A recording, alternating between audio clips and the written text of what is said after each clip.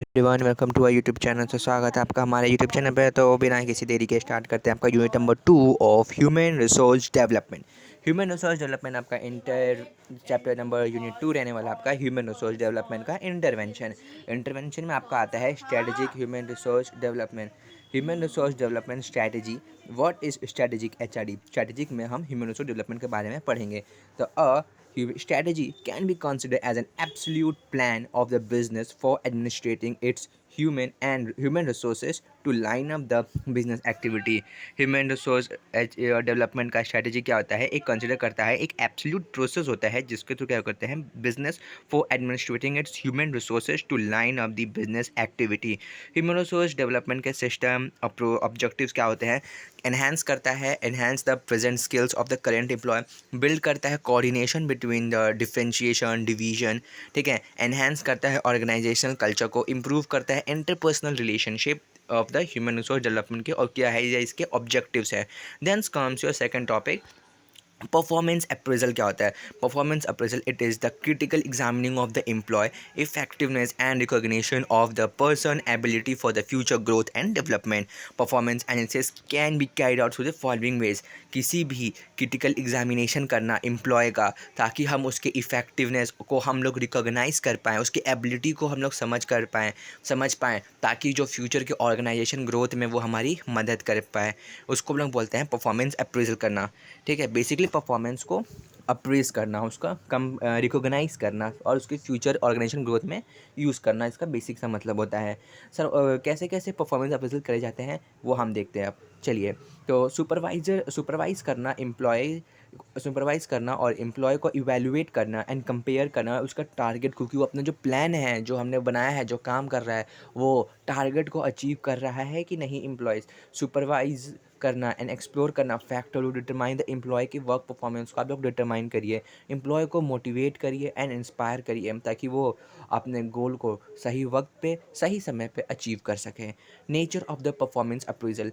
क्या होता है नेचर, वो देखते हैं। टू प्रोवाइड करना valuable inputs to the employ skills, provide a foundation for modifying the pattern, provide the manager with information to assist them.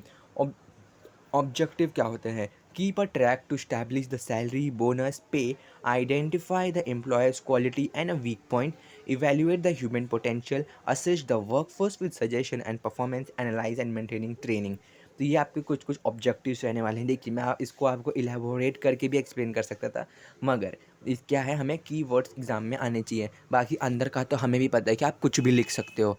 अंदर का तो आप बना के आप देखिए, जैसे identify employees quality and weak points, तो आप इसमें आप एग्जाम में बैठ के आप इसके आगे के पॉइंट्स ऑफ वर्डिंग खुद से बना सकते हो। तो आपके कीवर्ड्स याद होने चाहिए। तो I have only written the keywords in front of you, which includes keep track to establish the salary and bonus. Employee की सैलरी एंड बोनस का आप एक पर्टिकुलर ट्रैक, एक रिकॉर्ड मेंटेन रखें। आइडेंटिफाई द एम्प्लॉय की quality और उसके week points को आपको पता होना चाहिए। इवेल्युएट करना ह्यूमन के पोटेंशियल को, assess the workforce with suggestion and performance, analyse and maintaining a training. अब इसके एडवांटेजेस क्या क्या होंगे, एडवांसमेंट हो जाएगी भैया, क्लास वो जो आप वर्क करेंगे उसमें क्या हो जाएगी, एडवांसमेंट हो जाएगी, रेमुनरेशन देंगे, employ development, selection validation, communication and inspiration provide होगा। Process of the performance review. Process क्या होगा, सीटिंग क्या होगा आपका, सेटिंग द परफॉर्मेंस बेंचमार्क, एक बेंचमार्क सेट हो जाएगा। ठीक है, एक्चुअल परफॉर्मेंस इवैल्यूएशन कर पाएंगे, एक्चुअल और एक्सपेक्टेड परफॉर्मेंस के बीच में कंपैरिजन कर पाएंगे, और उसके रिजल्ट को डिस्कस करके उसका फीडबैक भी हम ले पाएंगे। Methods of the performance management क्या होता है, management based on the objective, like MBO हमने पढ़ा था, मैनेजमेंट बाय ऑब्जेक्टिव के ऊपर ये बेस होता है। मेथड ऑफ 360 डिग्री फीडबैक, कुछ याद आ रहा है आपने, मैनेजमेंट में पढ़ा था ये सारी चीज़ें। मैनेजमेंट ऑफ 360 डिग्री फीडबैक, यानी कि सबका फीडबैक लेना है, based on upper lower left right सबका फीडबैक लेते हुए चलना है। Assessment of central method, methods of accounting for HR and behavioural anchored scales, यानी कि anchored rating scales. These are the methods of the performance method.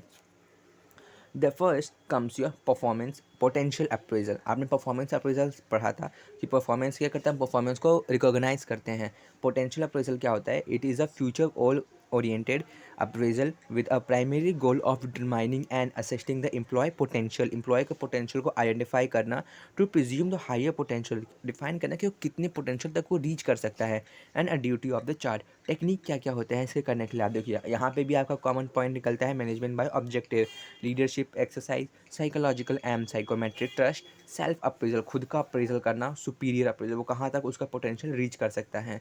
Next comes your employee counselling. Employee counselling क्या होता है? It is an internal part of the manual review and potential evaluation if they want to achieve the real purpose of aiding the employees in the growing and development। Employment counselling क्या होता है? Basically employ की counselling करवाना ताकि वो अपने अंदर के पोटेंशियल को आइडेंटिफाई करके वो समझ पाए, और वो अपने डिफरेंट डिफरेंट टाइप पे कंपनी क्या करते हैं अपने एम्प्लॉयज़ का काउंसलिंग करवाते रहती है। जैसे आप स्कूल में भी होगे तो आपके क्या कर पाते होंगे, बार बार मतलब साल के ईयर में बोर्ड के पेपर सीधे होने से पहले आपको परीक्षा पे चर्चा, आपकी काउंसलिंग होती है ताकि आप एक मेंटली प्रिपेयर हो जाओ। ठीक है। Need for the employee counselling offer a fresh way to deal with the issues. Employee need to know about the company worries, need to identify the work place issue and need to increase the productivity. ठीक है, productivity को increase करने में objective क्या होते हैं? Two person exchange ideas and feeling. जब आप परीक्षा पे चर्चा करते हो अपने बोर्ड एग्जाम से पहले, तो वहाँ पे क्या होता है कि आप अपने आइडियाज़ एंड फीलिंग जो given by your prime minister Narendra Modi, ठीक है, तो वो अपने आइडियाज़ और फीलिंग को एक्सप्रेस करते हैं। Involve both individual and professional issues, can be executed by both expert and non expert. भैया एक्सपर्ट भी कर सकते हैं, जैसे आप मोदी जी आप देखोगे तो मोदी जी के सामने केवी के कुछ बच्चे होंगे, वो अपनी गाइडेंस प्रोवाइड करेंगे बोर्ड एग्जाम के बच्चों के थ्रू। वो कुछ एक्सपर्ट्स भी वहाँ पे बैठे होंगे जो उसको ऑर्गेनाइज करेंगे उस इवेंट को, और नॉन एक्सपर्ट्स भी होंगे वहाँ पे। Aim to improve the organisation की इफेक्टिवनेस को इम्प्रूव करना ही इनका काम होता है। तो these here your unit 2 of your human resource development comes to an end. So thank you for watching, keep watching and follow the management series in the link, मतलब इन डिस्क्रिप्शन। एंड हाँ, अगर ये video helpful रही तो subscribe करके और अपने class group में शेयर करें ताकि मोर एंड मोर लोगों तक ये रीच कर पाए।